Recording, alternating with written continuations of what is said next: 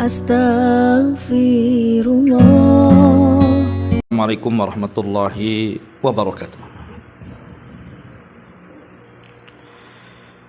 Alhamdulillah wassalatu wassalamu ala Rasulillah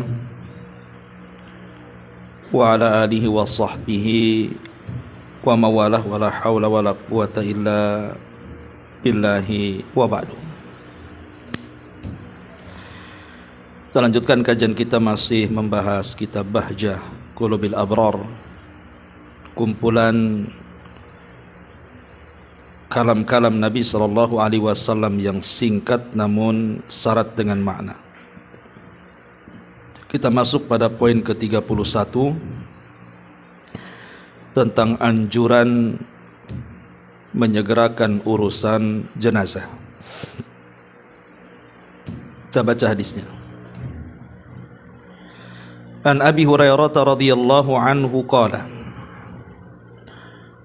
qala Rasulullah sallallahu alaihi wasallam asri'u bil janazati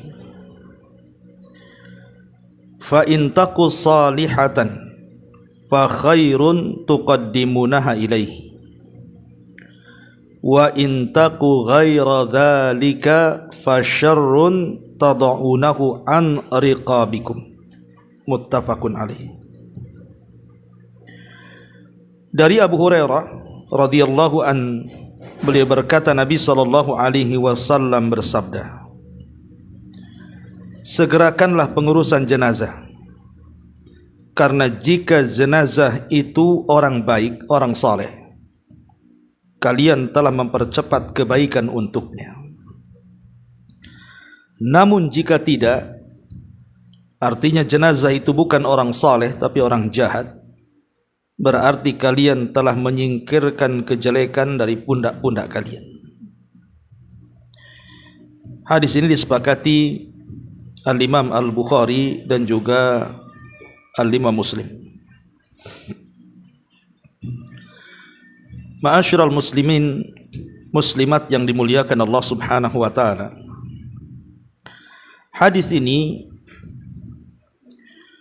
adalah hadis yang sangat agung sekali, yang berkaitan dengan hak kita kepada saudara kita yang sudah meninggal.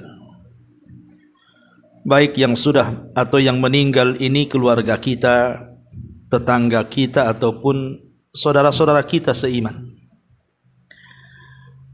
Maka kewajiban kita seorang muslim adalah mengurus jenazahnya, memfardu kifayahkan jenazahnya. Karena ini bagian daripada hakul muslim alal muslim, hak seorang muslim terhadap muslim yang lainnya. Ma'asyiral muslimat yang dimuliakan Allah Subhanahu wa taala, bahkan Islam mengajarkan kepada kita bukan lagi seseorang itu sudah meninggal dunia. Bahkan saat-saat orang ini sedang meninggal dunia saja, ada adab-adab yang harus kita perhatikan. Dan di antara sekian adab yang sangat penting sekali, baik saat orang itu sedang sakit, kemudian sakaratul maut, kemudian mengalami kematian sampai dikuburkan, adalah mendoakan mereka. Jadi doa ini yang paling mereka hajatkan saat itu. Ma'asyiral muslimat yang dimuliakan Allah Azza wa Jalla, di antaranya adalah doa saat kita melihat ada di antara keluarga kita yang sedang sakit parah, yang mengantarkan kepada kematiannya. Disebutkan di dalam Sahih Muslim dari Ummu Salamah radhiyallahu anha, dia mengatakan, Nabi SAW bersabda, "Idza hadartumul marida faqulu khairan, fa innal malaikata yu'minuna ala ma taqulun." Kata Nabi SAW, kalau kalian hadir di dekat orang yang sedang sakit parah, entah dia keluarga kita, tetangga kita, atau siapapun dari manusia yang seakidah dan seiman dengan kita itu, maka jangan mengatakan sesuatu di sampingnya kecuali kebaikan, karena saat itu malaikat sedang mengaminkan apa yang kalian katakan. Qalat, maka Ummu Salamah mengatakan, falamma mata Abu Salamata ataitu Rasulullah sallallahu alaihi wasallam faqultu inna Abu Salamata qad mat. Maka kata Ummu Salamah, saat suaminya meninggal Abu Salamah, aku pun datang kepada Nabi sallallahu alaihi wasallam dan menghabarkan bahwa suamiku Abu Salamah meninggal dunia.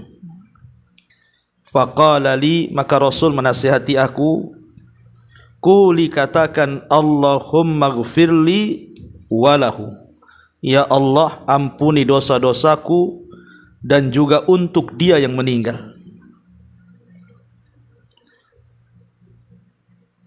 Lihat bagaimana Nabi SAW mengajarkan kepada Ummu Salamah agar kita mendoakan kebaikan. Jadi ini adab, Bu, kalau ibu diberikan musibah di antara keluarganya, ada yang sakit parah, mungkin sedang koma, tidak bisa apa-apa berbaring, maka di samping dia kita tidak boleh mengucapkan kecuali yang baik-baik. Kalau ibu melihat tanda-tanda akan kematiannya, doakan dia supaya dosanya diampuni, amalannya diterima, dan begitu seterusnya. Ini yang pertama. Kemudian yang kedua, kalau Allah Subhanahu wa taala takdirkan yang sakit itu sampai dicabut nyawanya alias meninggal dunia, maka disebutkan dalam hadis yang dikeluarkan Imam Muslim bahwa Nabi SAW ketika masuk kepada Abu Salamah, yang ketika itu Abu Salamah sedang sakit parah, maka ketika meregang nyawanya, kedua mata Abu Salamah terbelalak. Kemudian oleh Nabi SAW ditutup kedua matanya. Kemudian Rasul mengatakan, innar ruha idza qubidha tabi'ahul basar. Sesungguhnya ruh apabila dicabut maka pandangannya akan mengikutinya. Fadajjan nas min ahlihi, tiba-tiba keluarganya menangis kencang-kencang karena kematian Abu Salamah. Faqala, maka Nabi SAW menasihati kepada keluarga Abu Salamah, la tad'u ala anfusikum illa bi khairin. Jangan kalian mendoakan atas diri-diri kalian kecuali kebaikan. Fa innal malaikata yu'minuna ala ma taqulun. Sebab saat itu malaikat akan mengaminkan apapun yang kalian katakan. Maka ini tempat yang kedua, kita disuruh untuk berdoa, Bu, saat ruhnya dicabut. Maka jangan mengatakan sesuatu kecuali kebaikan, karena ketika itu malaikat sedang mengaminkan doa-doa kita. Kemudian yang ketiga, saat solat. Maka saat solat jenazah juga kita disyariatkan untuk berdoa dengan doa yang warid dari Nabi SAW. Kita tahu bahwa salat jenazah itu terdiri atau terangkai dari 4 takbir. Takbir yang pertama disyariatkan membaca surah Al-Fatihah dan surat. Kemudian takbir yang kedua disyariatkan membaca salawat Ibrahimiyah. Kemudian takbir yang ketiga disinilah disyariatkan untuk berdoa dengan doa yang baik yang warid dari Nabi SAW, seperti Allahumma ghfir lahu warhamhu wa'fu anhu wa'afihi wa akrim nuzulahu wa wasi' madkhalahu waghsilhu bil ma'in wasaljin wa bardin wa nakkihi minal khataya kama yunaqqa thawbul abyadu minad danas wa abdilhu daran khairan min darihi wa ahlan khairan min ahlihi wa zawjan khairan min zawjihi wa qihi fitnatal qabri wa adzabi. Ya Allah, ampuni orang ini. Ya Allah, rahmati orang ini. Ya Allah, maafkan kesalahan-kesalahannya. Ya Allah, tempatkan dia di tempat yang baik, luaskan kuburannya, mandikan dia dengan air, dengan salju dan dengan embun, bersihkan dosanya sebagaimana Engkau membersihkan pakaian yang kotor dari kotorannya. Ganti tempat yang lebih baik, ganti keluarga yang lebih baik, ganti pasangan yang lebih baik, dan hindarkan dia dari fitnah kubur dan azabnya. Nah, inilah doa yang disyariatkan seorang muslim apabila sedang menyolatkan jenazah. Atau dengan doa yang lain yang diajarkan Rasul, Allahumma ighfir li hayyina wa mayyitina wa saghirina wa kabirina wa dzakarina wa unthana wa syahidina wa ghaibina. Allahumma man ahyaitahu minna fa ahyihi alal iman wa man tawaffaitahu minna fatawaffihi alal islam.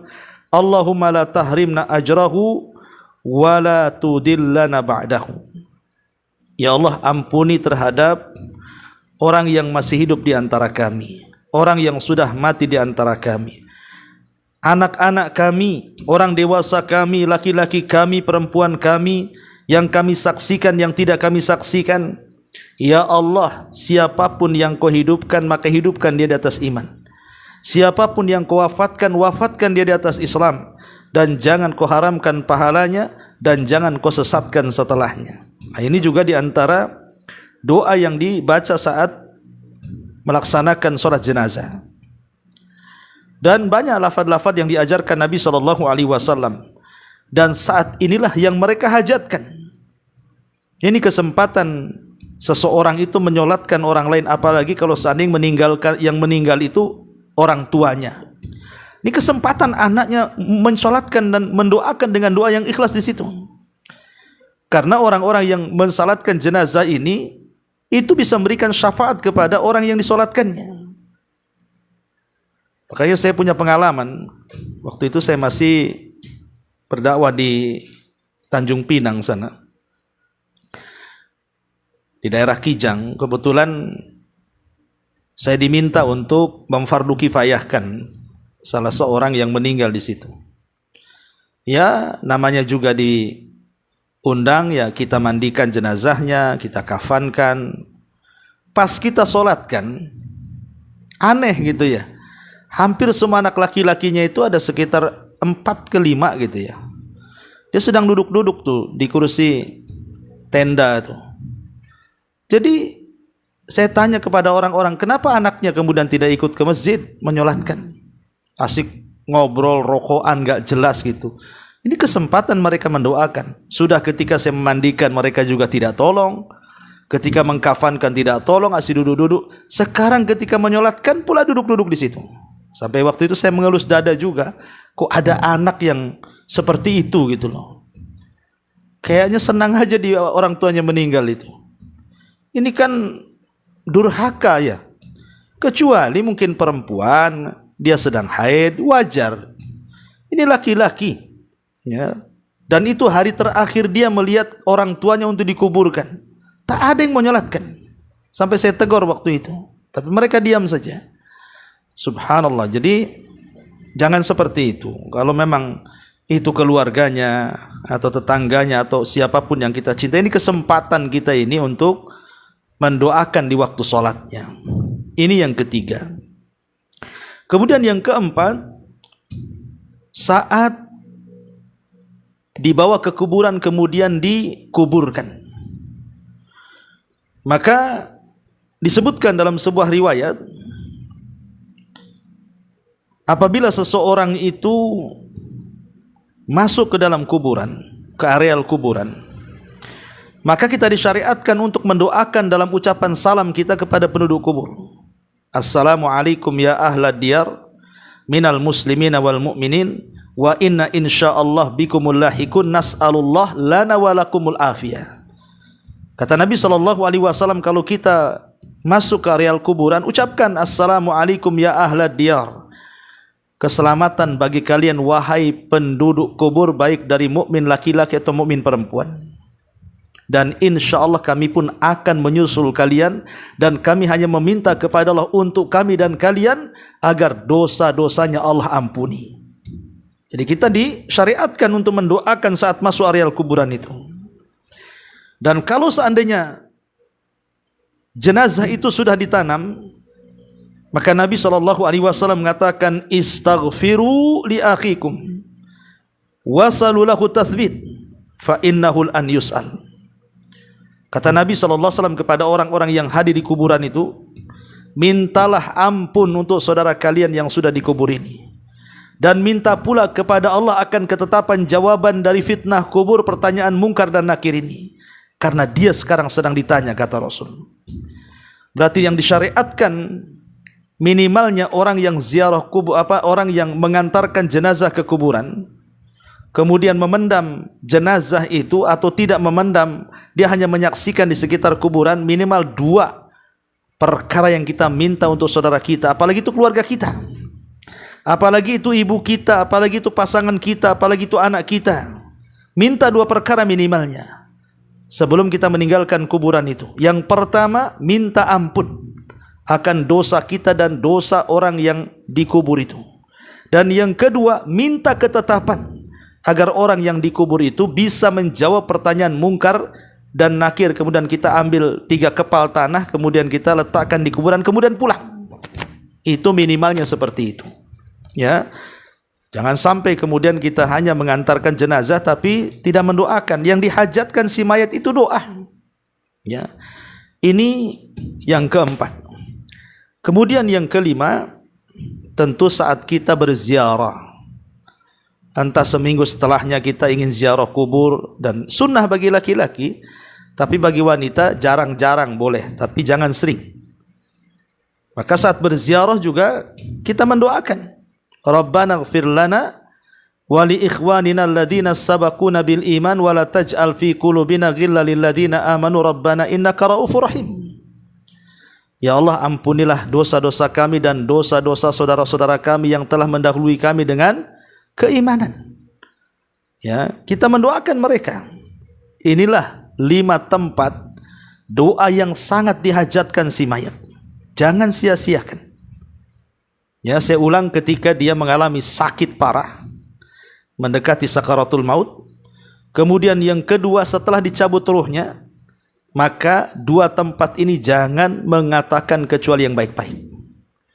Kemudian yang ketiga saat salat, kemudian yang keempat saat dikuburkan, dan yang terakhir saat ziarah kubur. Inilah tempat-tempat doa mustajab bagi si mayat, jangan ditinggalkan. Ma'asyiral muslimat yang dimuliakan Allah Subhanahu wa taala. Kemudian yang kedua pembahasan kita dalam hadis yang kita baca ini mengajarkan kepada kita tentang adab, etika, bagaimana kita ini beradab dengan jenazah. Apa saja adab kita ini dengan jenazah ini? Apabila ada saudara kita yang meninggal dunia, pertama, adab yang harus kita lakukan, Bu, adamun niyahati. Jangan sampai kita ini selaku keluarga melakukan niyahah. Niyahah itu menangis keras-keras, guling-guling, memukul-mukul pipi, merobek-robek pakaian, mencukur rambut, berteriak-teriak, menolak takdir, itu disebut niyahah tuh. Maka Nabi SAW melarang, tidak boleh. Karena niyahah itu sangat menyakitkan bagi si mayat. Menyakitkan di sini maksudnya bukan disiksa badannya, tidak, tapi disiksa hatinya. Jadi si mayat yang di kuburan itu tersiksa hatinya, merasa sedih dengan melihat kondisi orang yang hidup yang meratap kepadanya. Bahkan Rasul mengatakan, laisa minna man latamal khudud wa syaqqal juyub wa da'a bid'wal jahiliyah. Bukan termasuk umatku, kata Rasul, orang yang memukul-mukul pipi, merobek-robek pakaian, bahkan berteriak-teriak ala jahiliyah. Ini yang pertama.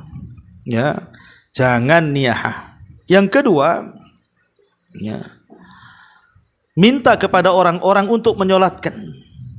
Jadi kalau ibu ada keluarganya meninggal dunia, ajak tetangga-tetangganya, ajak kawan-kawannya, ajak karib kerabatnya untuk ikut menyolatkan, khususnya yang laki-laki. Karena banyaknya orang yang menyolatkan itu bisa menjadi syafaat bagi si mayat. Kata Nabi SAW, ma min mayyitin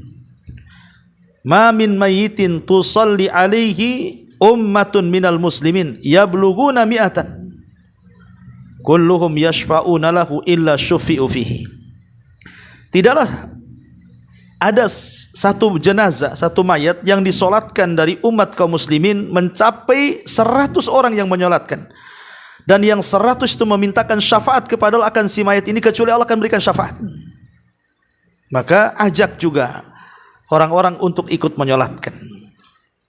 Bahkan dalam riwayat tidak harus 100, cukup 40 orang saja dan memintakan syafaat kepada Allah, kecuali akan diberikan syafaat. Kemudian yang ketiga, hendaklah kemudian memfardu kifayakan. Pertama, kalau ada orang meninggal itu, maka mandikan si mayat ini. Mandikan. Dan yang memandikan adalah orang yang amanah. Karena kalau tidak amanah, maka dia akan menceritakan aib-aib si jenazah. Dan kalau memang ada yang diwasiatkan sebelum kematiannya, maka orang yang diwasiati itulah yang memandikannya. Kemudian setelah itu dikafani. Dikafani dengan 3 helai kain kafan bagi laki-laki, bagi perempuan 5 helai kain kafan, ataupun 3 helai kain kafan. Kemudian disolatkan, baru kemudian diantar jenazah itu sampai ke kuburan. Dan yang mengantarkan jenazah, yang mengangkut jenazah, laki-laki bukan perempuan. Jadi yang mengusung jenazah adalah laki-laki, bukan perempuan. Ya. Lah dalam prosesi seperti ini, mulai dari pemandian, pengkafanan, mensolatkan, mengantarkan ke kuburan, lah harus bersegera sesuai hadis yang kita pelajari di sini. Ya, bersegera. Kata Nabi SAW di sini, asri'u bil janazah, segerakan proses fardu kifayah jenazah itu. Mulai dari, saya ulangi, dari memandikan, mengkafankan dan menyolatkan serta menguburkan, segerakan. Alasannya apa? Karena Rasul yang mengatakan fa in taku salihatan fa khairun tuqaddimunaha ilaihi. Kalau si mayat ini orang baik, di masa hidupnya dia taat, di masa hidupnya dia ahli ibadah, muamalahnya juga bagus dengan masyarakat, akidahnya juga lurus, maka itu kebaikan yang disegerakan untuk si mayat.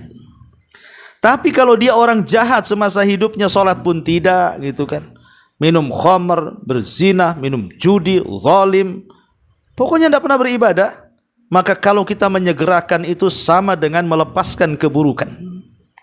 Karena dikhawatirkan kalau seandainya dia ada di rumah kita dan tidak disegerakan dikuburkan, Allah turunkan azab bagi dia, yang kemudian kita pun ikut terlibat dalam azab itu. Wattaqu fitnatal la tusibanna alladziina zalamu minkum khassah. Takutlah akan fitnah yang kalau Allah turunkan bukan hanya terkena kepada orang-orang yang zalim saja di antara mereka, tapi orang baik pun terkena imbasnya.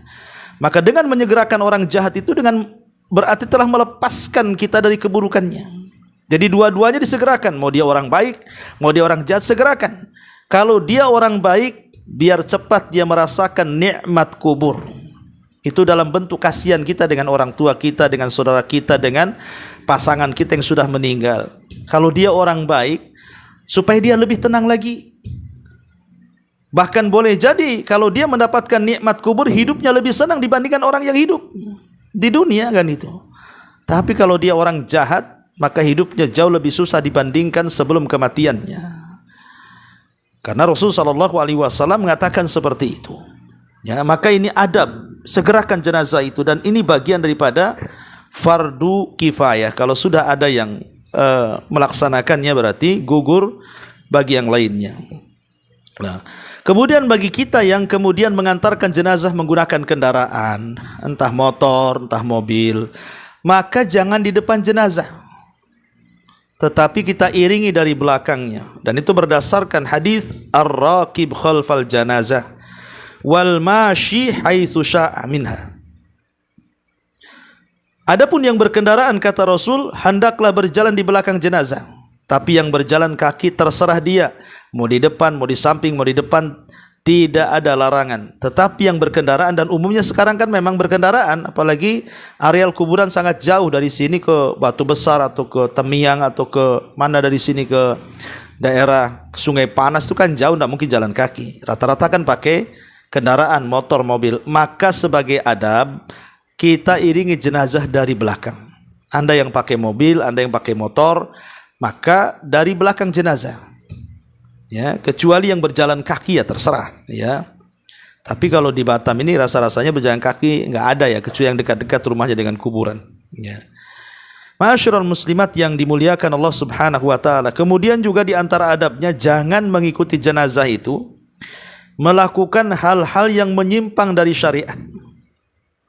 Tidak boleh ya menyimpang daripada syariat itu. Ya, umpamanya melakukan hal-hal yang tidak dicontohkan dalam pengiringan jenazah sampai di kuburan dengan melaksanakan ritual-ritual yang tidak ada contohnya. Ya. Kemudian juga ketika mengantarkan jenazah itu disunahkan kepada yang hadir yang mengikuti jenazah itu untuk berdiri, jangan duduk sampai jenazahnya diletakkan. Jadi kalau kita ini mengantarkan jenazah ke kuburan, jangan dulu duduk. Biar jenazahnya diletakkan dulu, setelah dikubur baru kita boleh duduk. Itu pun perhatikan, jangan sampai duduk di atas kuburan orang atau menginjak kuburan orang. Ya. Kemudian setelah itu kita doakan istighfar dan doakan ketetapan dengan jawaban-jawaban yang ditanya oleh Munkar dan Nakir itu. Dan kalau memang dia orang baik, termasuk adab juga, kita boleh memujinya. Memang si jenazah ini semasa hidup memang orang baik, ahli sholat, ahli ibadah, muamalah dengan kita pun bagus, dengan tetangga pun tidak ada celah, tidak ada aib gitu kan. Maka kita boleh memujinya. Kita harus memuji, memang dia orang baik. Ya, karena pujian kita kepada orang yang sudah meninggal itu salah satu rekomendasi kebaikan dia setelah kematiannya. Sebagaimana ada hadis, di zaman Nabi itu ada jenazah lewat, kemudian manusia memujinya karena kebaikan semasa hidupnya. Kemudian lewat lagi jenazah, manusia memakinya karena semasa hidupnya dia jahat. Maka Rasul mengatakan, adapun yang pertama wajabat lahul jannah, maka dipastikan masuk surga. Adapun yang kedua dipastikan masuk neraka. Kenapa? Karena yang pertama dipuji kebaikannya, yang kedua dicela karena kejahatannya. Ya. Ma'asyiral muslimat yang dimuliakan Allah Azza wa Jalla, dan bagi pihak yang menguburkan yang masuk ke liang lahat, kalau bisa jangan tinggalkan bacaan bismillahi wa ala sunnati Rasulillah sallallahu alaihi wa ala alihi wasallam. Kemudian sebelum meninggalkan dibolehkan salah seorang tokoh, ustadz, untuk memberikan peringatan tentang kematian di kuburan sebagaimana dilakukan Nabi SAW. Bukan berkhutbah, bukan. Ya, kalau khutbah di kuburan tidak ada. Hanya memberikan nasihat sepatah dua patah kalimat tentang kematian, supaya orang-orang yang hadir itu diingatkan dengan kematian, bahwa mereka juga akan menyusul orang yang sudah meninggal.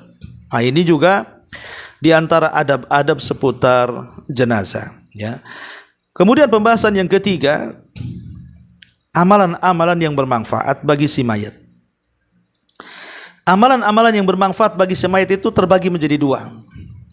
Ada amalan itu bermanfaat yang bersumber dari dirinya sendiri semasa hidupnya, sehingga setelah kematiannya amalan yang semasa hidupnya dia kerjakan itu bermanfaat untuk dia setelah kematiannya.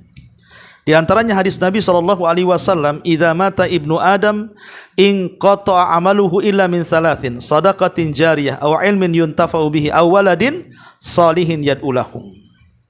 Kata Nabi SAW, barang siapa yang anak Adam meninggal dunia, maka tidak ada yang dibawa kecuali tiga perkara: sedekah yang mengalir, ilmu yang bermanfaat, dan anak yang soleh yang mendoakan setelah kematiannya.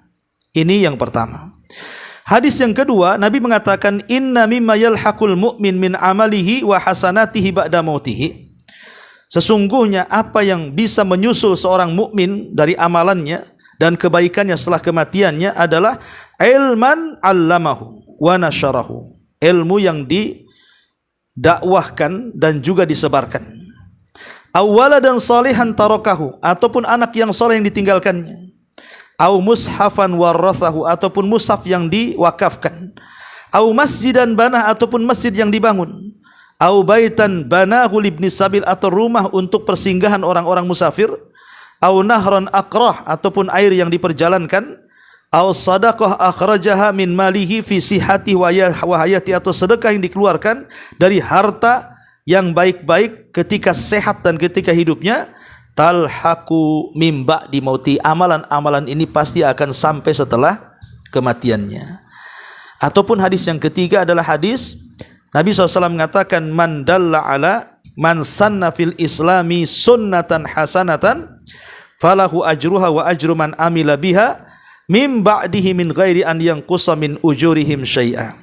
Barang siapa yang berikan contoh yang baik semasa hidupnya, kemudian dia meninggal, contoh yang baik ini rupanya dicontoh oleh orang lain, dan yang mencontoh makin banyak, maka pahala orang yang mencontoh ini akan dibawa kepada kuburan orang yang mencontohkan pertama kali tanpa mengurangi pahala mereka sedikit pun. Lihat, lah inilah amalan-amalan yang dilakukan oleh si mayat yang bermanfaat, yang bersumber dari si mayat itu sebelum kematiannya. Kemudian yang kedua, ada amalan-amalan yang dikirim orang lain untuk si mayat. Kalau tadi kan amalan diri sendiri sebelum kematiannya, tetapi ada juga amalan yang dikirim orang lain untuk si mayat. Di antara yang pertama adalah doa dan istighfar. Ya, berdoa dan istighfar, mendoakan dan memintakan ampun akan dosa-dosanya. Kemudian yang kedua, sedekah. Pamannya ibu bersedekah ke panti asuhan, ke orang-orang miskin, ke pesantren, pembuatan sarana dakwah, masjid atau apalah namanya. Kemudian kita katakan, ya Allah, kalau sedekah ini ada pahalanya, aku kirim kepada orang tuaku yang sudah meninggal, pasanganku yang sudah meninggal, anakku yang sudah meninggal, dan begitu seterusnya. Lah, dua perkara ini tidak ada khilaf ulama. Dua perkara ini sepakat para ulama pasti sampai. Doa, istighfar, dan juga sedekah. Yang diperselisihkan para ulama apakah kemudian sampai atau tidak, ya, walaupun yang kuat insya Allah akan sampai. Pertama adalah puasa. Berpuasa untuk si mayat kalau semasa hidupnya dia punya utang puasa. Ya, seperti puasa nazar, dia pernah nazar puasa tetapi dia tidak sempat kemudian meninggal, maka walinya mempuasakannya dan itu akan sampai pahalanya kepada si mayat. Yang kedua, haji. Haji, boleh jadi mungkin umpamanya ada orang berwasiat, orang tuanya ingin haji tapi tidak sempat haji, oleh anaknya kemudian dihaji badalkan karena sudah meninggal, insya Allah akan sampai. Karena ada hadis yang dikeluarkan Imam Bukhari, ada seorang wanita dari Juhainah datang kepada Nabi SAW, kemudian mengatakan, ya Rasul, ibuku ini pernah bernazar untuk haji tapi dia tidak sempat haji tapi kemudian meninggal. Apakah kalau saya menghajikan untuk ibuku sampai? Maka Rasul mengatakan, hajilah untuk ibumu dan hutang kepada Allah lebih berhak kau lunasi, katanya. Kemudian juga qiraatul Quran, membaca Quran, diperselisihkan para ulama apakah sampai atau tidak, ya. Tetapi ada satu poin, kalau yang dimaksud membaca Quran itu adalah tawasul dengan bacaan Quran, seperti kita baca dulu ayatnya, baca dulu suratnya, setelah kita membaca kita mengatakan, ya Allah, kalau tadi bacaan yang ku baca, umpamanya surah Al-Baqarah, An-Nisa, Al-Imran, ada pahalanya ya Rabb. Ini setelah membaca, ya. Nah, bukan sebelum membaca. Setelah membaca kita katakan, ya Allah, kalau tadi bacaan saya Quran itu ada pahalanya, saya mau kirimlah kepada orang tua. Nah, itu diperbolehkan. Ya. Tetapi kalau umpamanya sebelum membaca kita transfer pahala itu, ini jadi khilaf ulama, karena gimana kalau ada pahalanya? Gimana kalau tidak ada pahalanya? Nanti banyak pertanyaan yang muncul di situ. Ya, kemudian termasuk juga yang yang disyariatkan untuk orang mati adalah salat untuk dia. Kata Nabi SAW, inna minal birri ba'dal mauti an tusalliya lahum ma'a salatika wa antasuma lahum ma'a siyamika.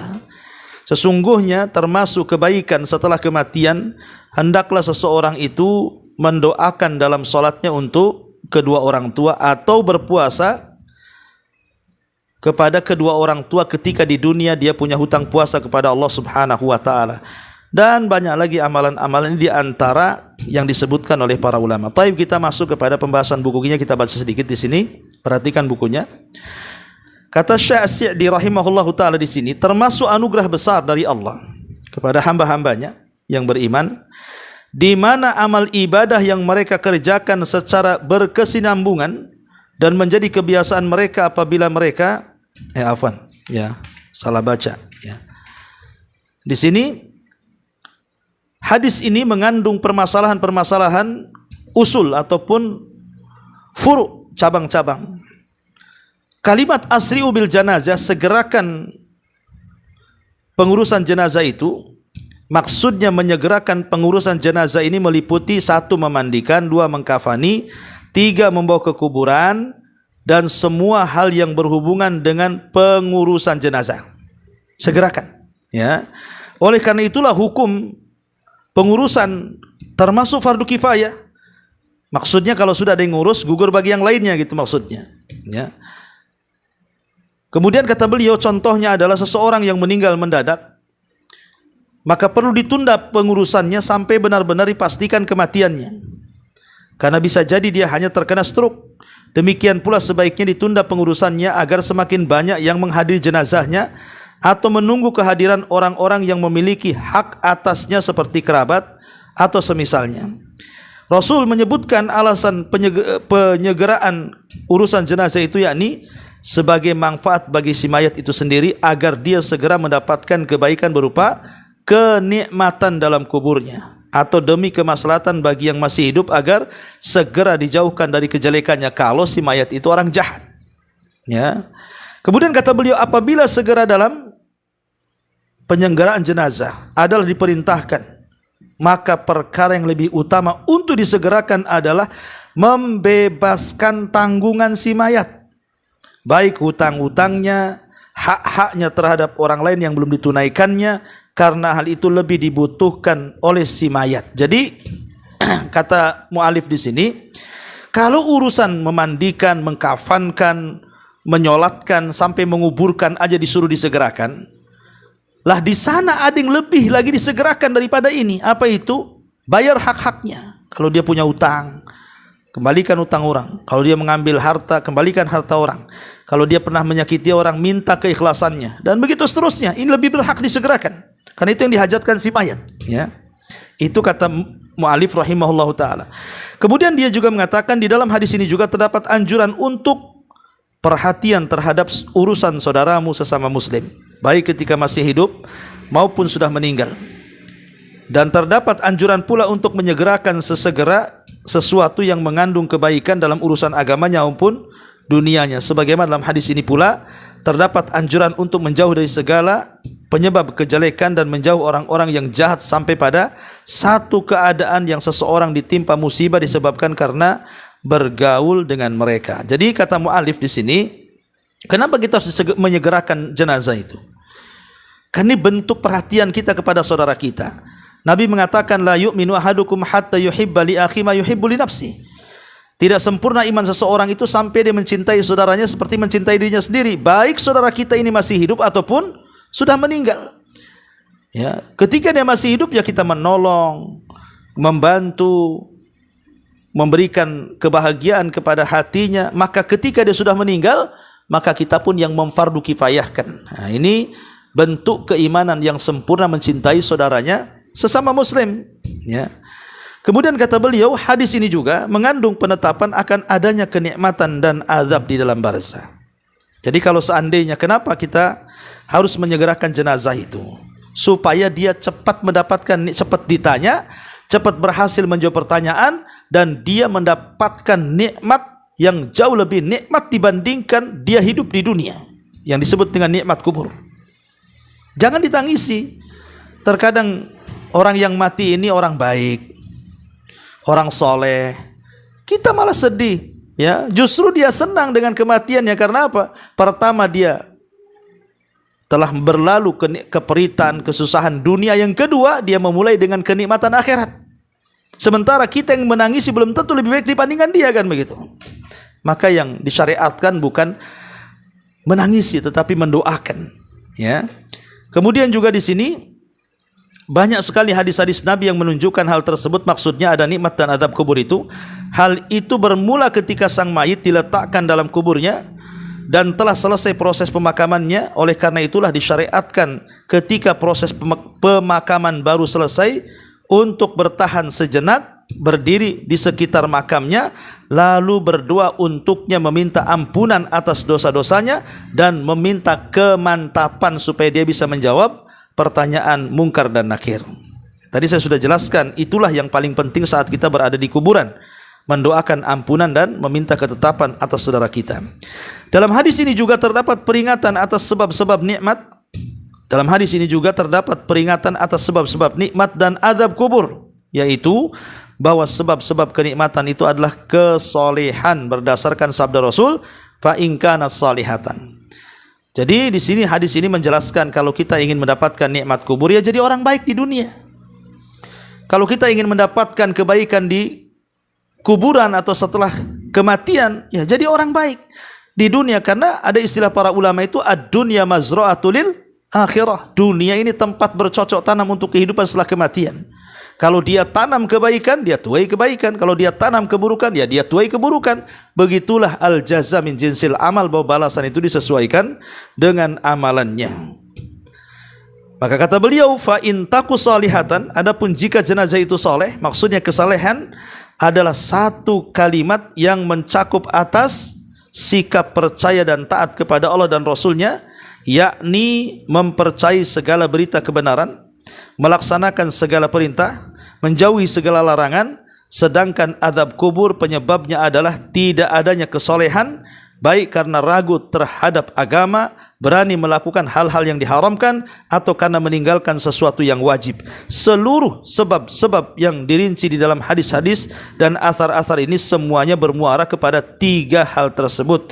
Oleh karena itulah Allah mengatakan, la yaslaha illal ashqa alladzi kadzdzaba wa tawalla. Tidak ada yang masuk ke dalam neraka kecuali orang yang berpaling lagi celaka, yang mendustakan kebenaran dan berpaling dari iman, mendustakan berita kebenaran dan berpaling dari perintah Allah dan Rasulullah sallallahu alaihi wasallam. Inilah di antara keterangan dari hadis asri'u bil janazah. Wallahu alam. Mudah-mudahan ada manfaatnya. Taib, sebelum saya tutup, silahkan kalau ada yang mau bertanya.